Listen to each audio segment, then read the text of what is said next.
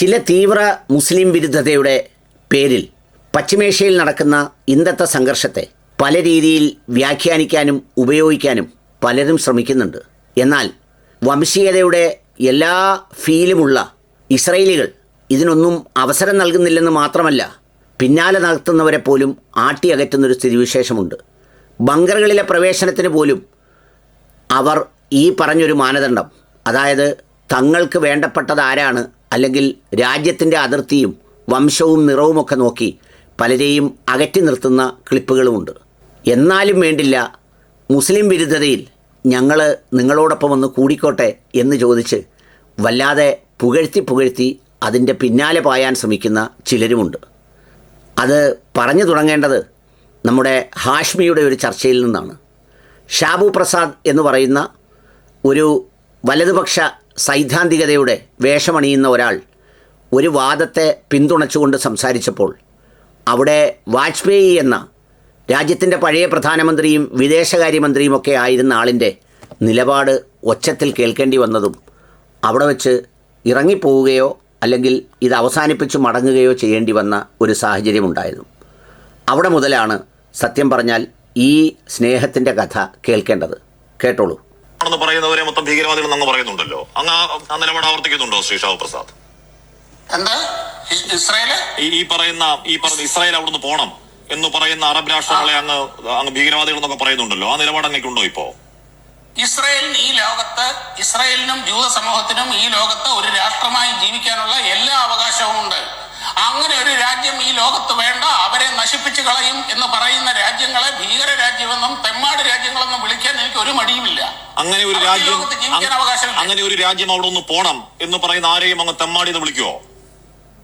ഏത് ഒരു രാജ്യത്തിന് ഈ ലോകത്ത് ജീവിക്കാൻ അവകാശമില്ല, ഒരു ജനതയ്ക്ക് ഈ ലോകത്ത് ജീവിക്കാൻ അവകാശമില്ല എന്ന് പറയുന്നവനെ വിളിക്കേണ്ട മിനിമം പേരാണ് തെമ്മാടി എന്ന് പറഞ്ഞാൽ ഇസ്രായേൽ അറബ് ലോകത്തേക്ക് വന്നത് അധിനിവേശമായിട്ടാണ്, അധിനിവേശ ശക്തി അവിടെ ഒന്ന് പോകണം എന്ന് പറയുന്ന ആൾ തെമ്മാടിയാണോ ഷാബു? ഇസ്രായേൽ എങ്ങനെ അധിനിവേശം? ചോദ്യമാണ്. അങ്ങനെയെങ്കിൽ നമുക്ക് 1948 അന്താരാഷ്ട്ര തലത്തിലുണ്ടായ പാലസ്തീൻ ഇസ്രായേൽ കരാർ പ്രകാരം ഇതിലുണ്ടായ രാജ്യമാണത്. എന്റെ ചോദ്യം നേർക്കുന്ന ചോദ്യമാണ്. അതായത് അറബ് രാജ്യത്ത് അധിനിവേശ ശക്തിയായി വന്ന ഇസ്രായേൽ അവിടെ നിന്ന് ഇറങ്ങി പോകണം എന്ന് പറയുന്ന ഒരാൾ തെമ്മാടിയാണോ? ഈ ലോകത്തെ നിയമപരമായി അംഗീകരിക്കപ്പെട്ട നൂറുകണക്കിന് രാജ്യങ്ങളിൽ ഒന്നാണ് ഇസ്രായേൽ. ആ രാജ്യം ഇവിടെ വേണ്ട എന്ന് പറയുന്നവൻ തെമ്മാടിയാണ്. ഒറ്റ മിനിറ്റ്, എന്നാൽ ഒരു പ്രതികരണം കേൾക്കാവോ?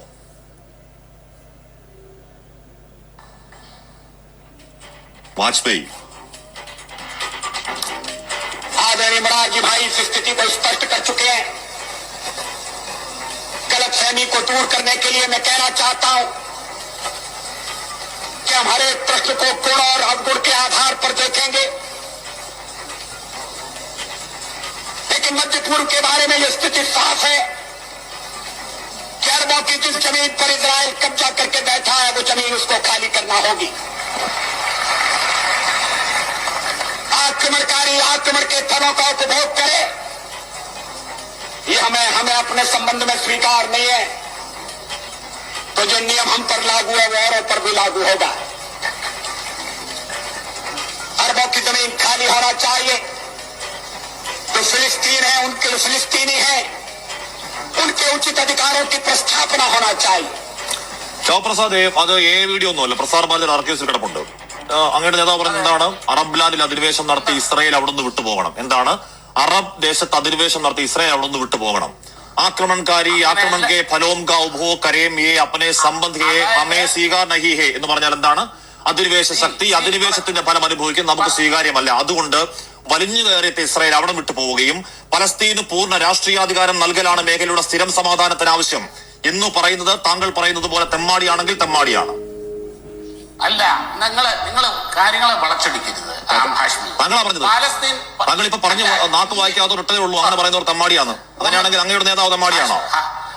ഹാഷ്മി, ഞാൻ പല പ്രാവശ്യം പറഞ്ഞു എന്റെ അടുത്ത് ഇങ്ങനെ ഇടപെടരുതെന്ന്. ഇങ്ങനെ ഇടപെടരുതെന്ന് ഞാൻ പലതവണ പറഞ്ഞത്രേ. വളരെ നേർക്ക് നേരെയുള്ള ചോദ്യമാണ് ചോദിച്ചത്.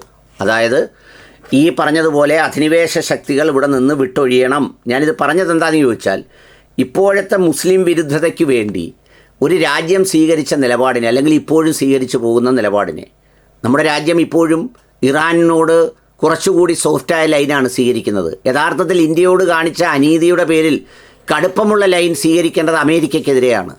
ഇന്ത്യയുടെ ശത്രുക്കളെ എല്ലാം താലോലിച്ച് പോറ്റുന്നത് അമേരിക്കയാണ്. അസീം മുനീറിന് ആഹാരമൊരുക്കി കൊടുത്ത് വിരുന്നൊരുക്കിയത് അമേരിക്കയാണ്. ആ അസീം മുനീറിന് വിമാനത്താവളം തന്നാൽ നമ്മുടെ നെഞ്ചത്ത് കയറാനുള്ള പ്ലെയിൻ കൊടുക്കാമെന്ന് പറഞ്ഞത് അമേരിക്കയാണ്. ഈ പറഞ്ഞതെല്ലാം ചെയ്തിട്ടും നമ്മുടെ സ്നേഹം ഇങ്ങനെ വരിഞ്ഞൊഴുകുകയാണ്. ദേ മറ്റൊരു വീഡിയോ കണ്ടുള്ളൂ. Tragic, which is because of the merging of the Zionist and the Hindutva ideology, large numbers of right-wing young people, in fact, have been made to fall prey to a right-wing ideology where they're saying, we'll go fight for the IDF, and queuing up outside the Israeli embassy in Delhi and saying, we'll kill Muslims, because that's really the ideology that the government has proposed. And it also believes that it can get a ticket, in a way, that it can pay the price for the ticket into the exclusive club of the global north, into this Western civilization, so to speak, by killing some Muslims in its own backyard. But of course the response from both actually everyday common Israelis has been brutal and racist, where on social media, as soon as they heard about this, they've gone, we don't actually want dirty Indians to be coming here, tagging the IDF and saying, don't let them into our army is pure, noble, pure blood. ഇതാണ്, അതായത് Indian എംബസിക്ക് പുറത്ത് ഒരുപാട് right wing Hindutva ആളുകൾ മുസ്ലിം വിരോധം കൊണ്ട് ഇങ്ങനെ വന്ന് പറയുന്നു, ഞങ്ങൾക്ക് ടിക്കറ്റ് എടുത്തു തരൂ, ഞങ്ങൾ ഇസ്രയേലിൽ പോയി മുസ്ലിങ്ങളെ കൊല്ലുന്നതിലൊന്ന് പങ്കെടുക്കട്ടെ. ചിലപ്പോൾ ക്യാമ്പയിൻ ആവാം. അത്രമേൽ മുസ്ലിം വിരോധം കത്തിച്ചു വെക്കുമ്പോൾ അങ്ങനെയൊക്കെ ചിലർ ആവശ്യപ്പെട്ടേക്കാം. പക്ഷേ ഇസ്രയേലികളുടെ നിലപാടെന്താ? നിങ്ങളെ വേണ്ട, നിങ്ങളെ ആവശ്യമില്ല, ഞങ്ങളുടെ ആർമി പ്യുവർ ബ്ലഡാണ്, ഞങ്ങളുടെ ആർമി നിങ്ങളെപ്പോലുള്ളവനെ ആവശ്യമില്ല, നിങ്ങളെപ്പോലുള്ളവൻ ഞങ്ങളുടെ കൂടെ കൂടി ഞങ്ങളുടെ ആർമിയെ അശുദ്ധമാക്കരുത് എന്നാണ് പറയുന്നത്. അതായത് നിന്നെ വേണ്ട എന്ന് കാലുകൊണ്ട് ഈ പറയുന്ന പോലെ തോണ്ടി ദൂരേക്കെറിഞ്ഞാലും അങ്ങനെയല്ല, നിന്നെ ഞങ്ങൾ പിന്തുണച്ചേ പറ്റൂ, ഞങ്ങളെയും കൂടെ ഒന്ന് പിന്തുണയ്ക്കൂ എന്ന് പറഞ്ഞ് പിന്നാലെ നടക്കുന്ന കുറേ ആളുകൾ നമ്മുടെ കൂട്ടത്തിലുണ്ട്. ദേ ബംഗറിൽ കയറ്റാത്ത ഒരു കാഴ്ച കണ്ടോളൂ.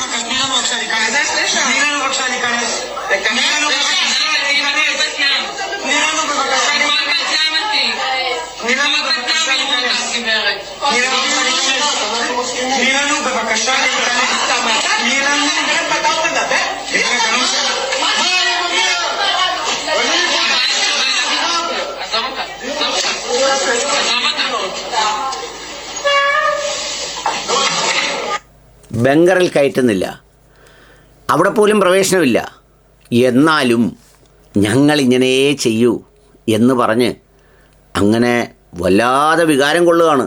ആ കൂട്ടത്തിൽ നമ്മുടെ ശാലോം ചേച്ചി വരെയുണ്ട്. ആരാ, റീനാന്നോ മറ്റോ പറയുന്ന, ഈ പറയുന്ന എന്ത് വായിൽ വരുന്നതും പറയുന്നവർ വരെ ആ പട്ടികയിൽ ഇങ്ങനെ നിരന്ന് നിൽക്കുകയാണ്. കഷ്ടമാണ്. വേണ്ടെന്ന് പറയുന്നെങ്കിലും അയ്യോ ഞങ്ങൾ കൂടി വന്നോട്ടെ എന്ന് പറഞ്ഞ് പ്രകടിപ്പിക്കുന്ന ഈ ആവശ്യവും ആവേശവും.